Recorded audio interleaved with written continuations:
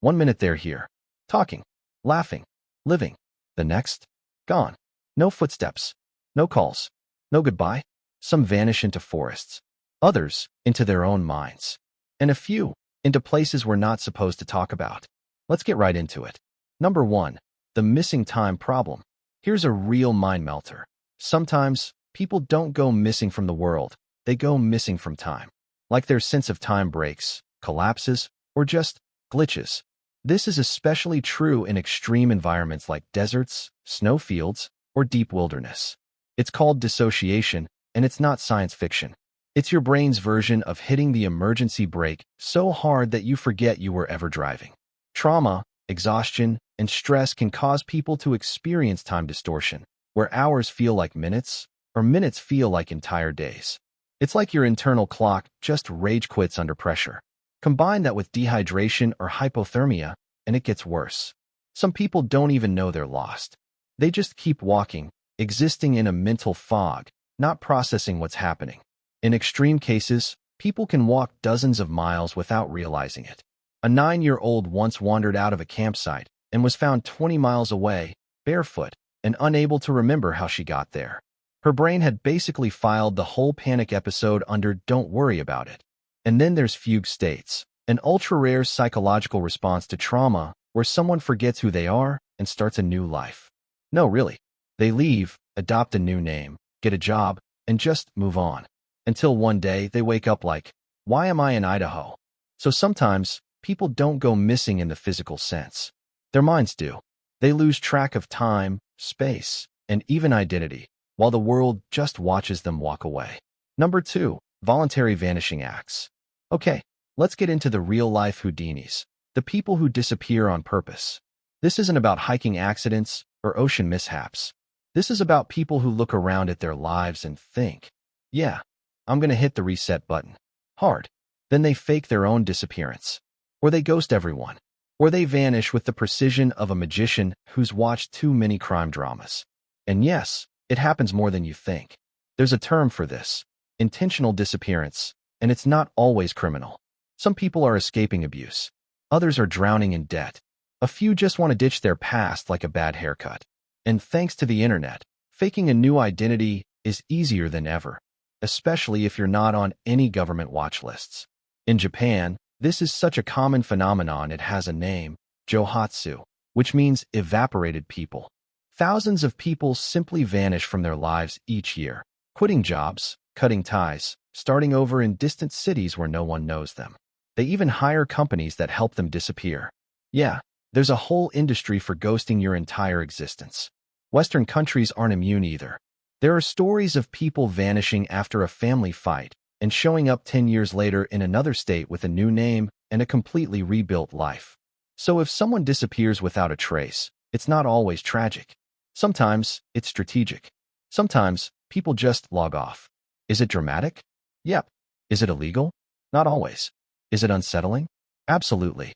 Sometimes the scariest vanishing act isn't caused by danger, but by choice. Number 3. The dead zone blind spots. Let's talk about dead zones, not metaphorical ones, like your brain during small talk, but real-world physical spaces where people vanish because technology taps out. Think about it. We live in a hyper-connected world. We track packages, friends, pizza deliveries. But there are still huge areas where your phone becomes a useless rectangle of glass and disappointment. No signal, no GPS, no lifeline. These are the modern Bermuda Triangles, and they exist everywhere. National parks, rural highways, mountain trails, deserts, and even sketchy corners of major cities.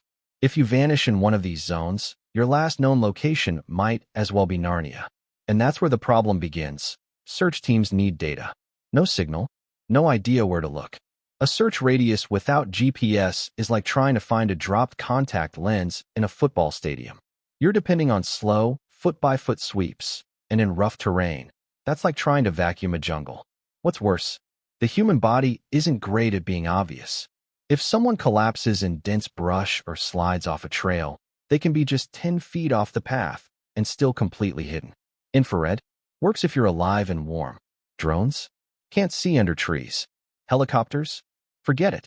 One study found that in many wilderness disappearance cases, Bodies weren't recovered for months, and some were never found at all, even though searchers had walked right past them. And let's not even talk about the parts of the world where nature straight up eats the evidence. Jungle humidity, predators, scavengers, time. It's like the planet itself is hitting delete. So yeah, you can post daily on Instagram, but if you step into the wrong patch of forest, suddenly it's the year 1352 and no one's coming.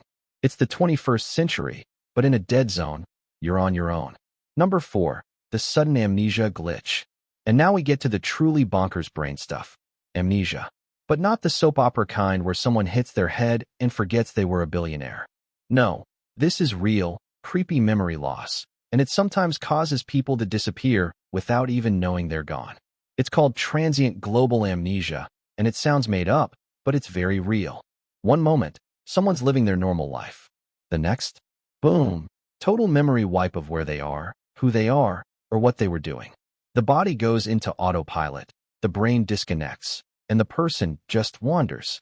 They often end up walking for miles, confused but functioning, buying coffee, riding the bus, staring at the ocean, and when the episode ends, they don't remember how they got there. Imagine losing 6 hours and waking up in another town holding a bus ticket and a half-eaten bagel. That's Tuesday for these folks. This isn't common, but when it happens, it's nightmare fuel. One man disappeared from his office in London and was found days later in a field in the Netherlands. No passport, no idea how he got there. His brain just took a vacation without him. The scariest part? Doctors still don't know exactly what causes it. Stress, migraines, physical exertion, maybe, but no one really knows. It's like your brain just trips over itself and goes.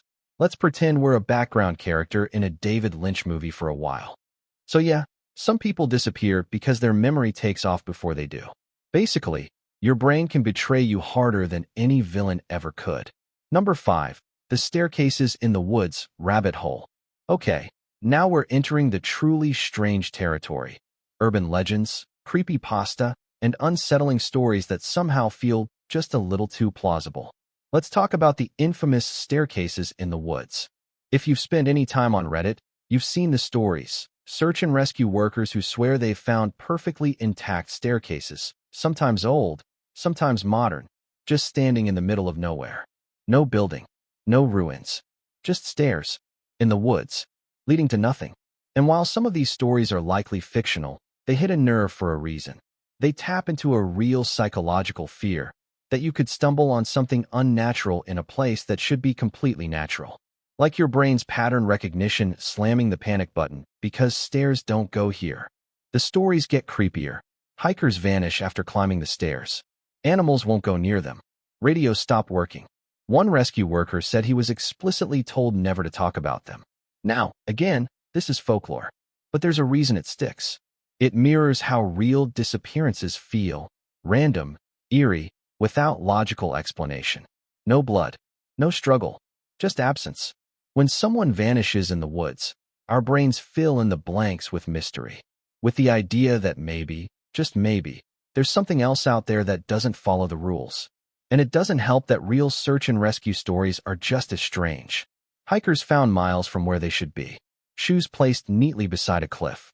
GPS tracks that make no sense. Children found on impossible terrain that trained adults can't climb. So maybe the staircases aren't real, but the sense of wrongness they invoke absolutely is. Because nothing chills the spine like the idea that someone vanished and we'll never know how. Number 6. The forest that doesn't let go. Let's end with the darkest and most infamous case of people vanishing into a specific place. Aokigahara Forest in Japan, also known as the Suicide Forest. This isn't folklore. It's tragically real. Aokigahara sits at the base of Mount Fuji and is infamous for one thing: an unusually high number of disappearances and deaths. It's a place where people go with intent and where many are never found. The forest is thick, unbelievably thick, dense, silent, and muffling sound like a padded room. Compasses don't always work. Phone service? Forget it. Rescue crews often mark trees with colored tape so they don't get lost themselves. Some report hearing voices. Others say they've found tents or shoes with no one around. There are signs everywhere urging visitors to seek help, but people still go. The creepiness isn't just psychological, It's geographical. Volcanic rock absorbs sound. Tree cover blocks light. After just a few minutes inside, it feels like the forest is closing in. And for those who disappear, many are never recovered. Even search teams can't safely explore every part of it. Aokigahara isn't cursed or haunted, but it's a place that attracts people at their most broken and hides them so completely that sometimes even the truth doesn't survive. It's a reminder that some disappearances aren't accidental, but they're no less haunting. That's all for today. I'll be making similar videos in the future. Subscribe to see them.